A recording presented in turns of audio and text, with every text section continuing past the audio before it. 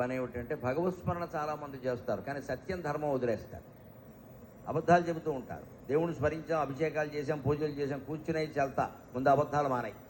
నువ్వు పూజ చేయకపోయినా పర్వాలా.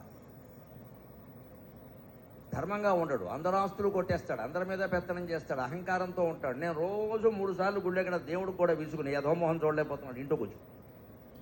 సత్యం ధర్మం లేనప్పుడు నువ్వు గుళ్ళోకి వెళ్ళడం ఎందుకే పని లేక, బళ్ళోకి వెళ్ళడమే దండగ, గుళ్ళోకి వెళ్ళడం మరీ దండగ. నీ మాటల్లో సత్యం లేదు, నీ చేతల్లో ధర్మం లేదు, గుళ్ళోకి వెళ్ళేట్టు బుద్ధి లేకపోతే సరి.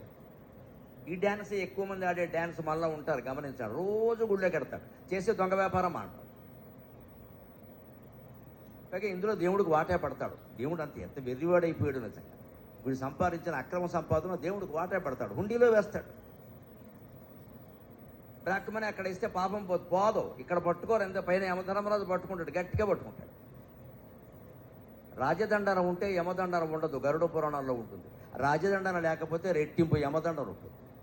మంచిది, మన తప్పులకి ఇక్కడ శిక్ష పడిపోవడమే మంచిది, ఏదో రకంగా. అక్కడ దండన ఉండదు, ఎందుకంటే రాజ్యదండన తప్పించుకోగలం, యమదండన తప్పించుకోలేము. అక్కడ సాక్ష్యాలు, ఆధారాలు, విచారణ, కేసు అవి ఉండవు. నేను ఏదో పేపర్లో చూసి ఆశ్చర్యపోయా, చాలా పెందరాళ్ళ విచారణ చేశారు. 96లో పెట్టిన కేసుకి